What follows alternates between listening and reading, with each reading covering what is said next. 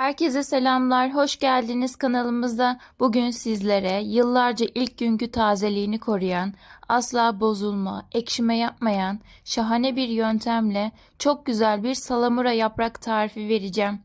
Aysel Sultanım her sene bu şekilde yapıyor. Çok memnunuz ve tarifimizi deneyenler de memnun kalmıştı.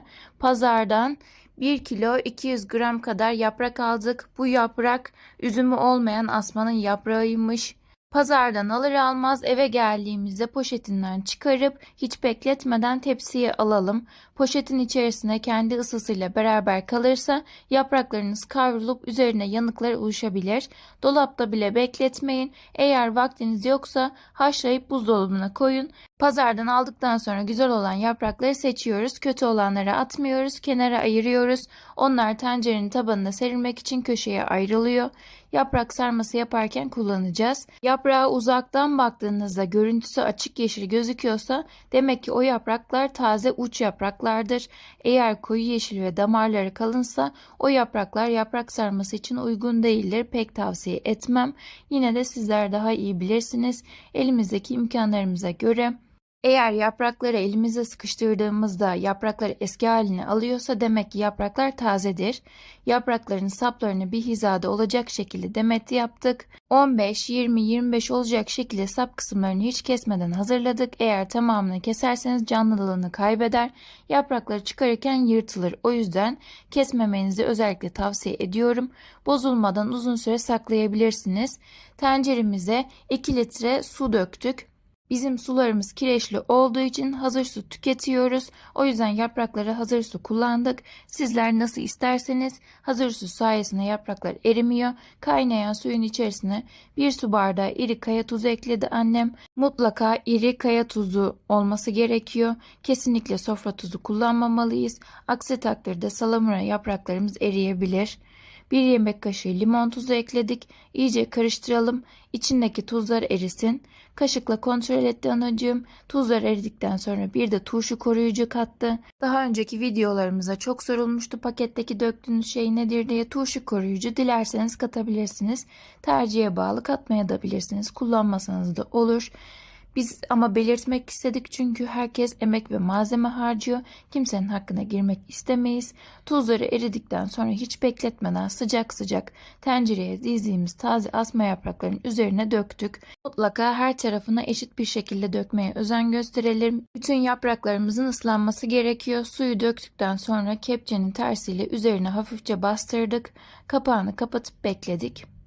Suyun soğuması gerekiyor. Yaklaşık 3-4 saat bekletiyoruz. Dışından kontrol ettik. Su soğuduktan sonra yapraklarımızı kavanoza basmak için açtık kapağını. Yapraklarımız bakın ne kadar güzel sapsarı. Maşallah nazar değmesin. Şimdi yaprakları basma aşamasına geçiyoruz. Yaprakların damarlı kısımları dışta kalacak şekilde önce 2'ye sonra tekrar 2'ye katlayıp yani 4'e katlayıp kavanoza basıyoruz. Daha önceki videolarımızda Aysel Sultan'ı büyük kavanoza yapmıştı. Dilerseniz büyük kavanoza da yapabilirsiniz. Bu şekilde tüketimi daha kolay oluyor. Birer kavanoz açıyoruz ve kullanıyoruz. Yaprakları mutlaka demet demet yapmaya özen gösterelim. Çünkü katlarken yapraklar birbirine karışmasın ve zaten sapları öldüğü için bakın hiç de yırtılma yapmayacaktır. Üst üste kavanoza basıp elimizi yumruk yapıp hafifçe bastırıyoruz. Çok fazla bastırmayalım. Cam kavanozları önceden yıkayıp hazırlamıştık. Kapaklar sıfır. Mutlaka sıfır kapak kullanırız biz. Tabii ki de elimizde ne imkanımız varsa. Ben bu salamura yaprağı bayılıyorum gı. Bunun lezzeti bir başka oluyor. En lezzetli yöntem bu. Aysel Sultanım etli yaprak sarması yapıveriyor. 200 saat sarmayı sarıyor. Ben 2-3 dakikada hapur hapur yiyiveriyorum gı. Pek güzel oluveriyor. Analarımızın hakkı ödenmez. Aysel Sultanım aslında benim teyzem. Benim annem rahmetli oldu. Beni Aysel Sultanım annem büyüttü. Yemedi yedirdi, içmedi içirdi, okuttu. Ağladıysam ağladı, güldüysem güldü. Şimdi biraz hasta Aysel Sultanım. Vertigo dediler. Ama yine de hastalığı devam ediyor. Pek toparlanamadı. Ben de faranjit oldum. Nazar mı değdi bilmiyorum gargı. Sesim de kötü gelirse kusura bakmayın. Burada bizi nereden izliyorsunuz? Yorumlarda belirtirseniz bizler de öğrenmiş oluruz. Yurt içi, yurt dışı herkese selamlar gönderiyoruz. Sizlerin de kullandığı farklı salamura yöntemleriniz veya yaprak basma yöntemleriniz var ise onları da yorum kısmına yazabilirsiniz. Hem bizim hem takipçilerimiz için fikirleri olmuş olur. Şimdiden değerli yorum ve beğenileriniz için çok teşekkür ederim.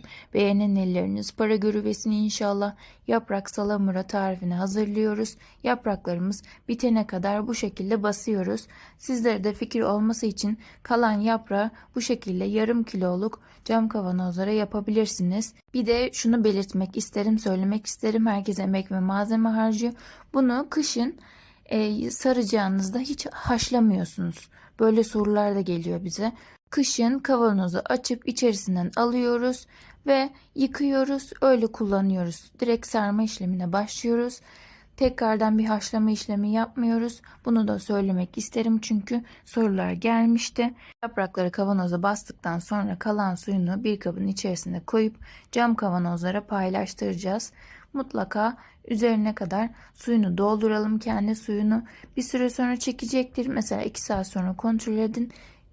Biraz çekti mi suyunu, tekrar suyunu ekleyebilirsiniz, atmayın. Ki üzerine geçinceye kadar yapmamız gerekiyor. Kararmaması için mutlaka üzerini geçinceye kadar kendi suyunu dökün. Bir de bu kavanozları nasıl saklayacağımız soruluyor. Biz güneş görmeyen kilerimizde saklıyoruz. Kışın yaprak sarması yapacağında annem çıkarıyor ve yaprak sarması hazırlıyor. Hiçbir haşlama işlemi yapmıyor. Kapakları sıkıca kapatıyoruz ve kilerimize koyuyoruz. Rabbim ağız tadıyla yemeği nasip etsin inşallah. Antalya'dan herkese selamlar gönderiyoruz. Biz bu hafta yaprağı kilosunu 450 liradan aldık. İnşallah seneye de yapması nasip olur. Yaprak salamura tarifi hazırladık. Soru ve görüşleriniz olursa yorumlara yazarsanız dönmeye çalışacağız inşallah. Aysel'in Yemekleri YouTube kanalında yaprak saklama yöntemleri mevcut. Onlara da göz atarsanız seviniriz. Dualarınızı bekliyoruz inşallah. Aysel Sultan'ın bir an önce iyileşir inşallah. Rabbim onu bana bağışlasın. Dualarınızı bekliyoruz. Biz hazır yaprak almıyoruz. Annem bu şekilde hazırlıyor. Bir sene hiç bozulmadan yapraklarımızı tüketiyoruz. Tarifimizi yapıp deneyecek olanlara şimdiden afiyetler olsun. Videoyu beğenen elleriniz para görsün inşallah. Annem yaprak salamura tarifi hazırladı. İzlediğiniz için çok teşekkürler. Bugünkü videomuzun sonuna gelmiş bulunmaktayız. Bir sonraki tariflerimize görüşmek üzere. Allah'a emanet olun.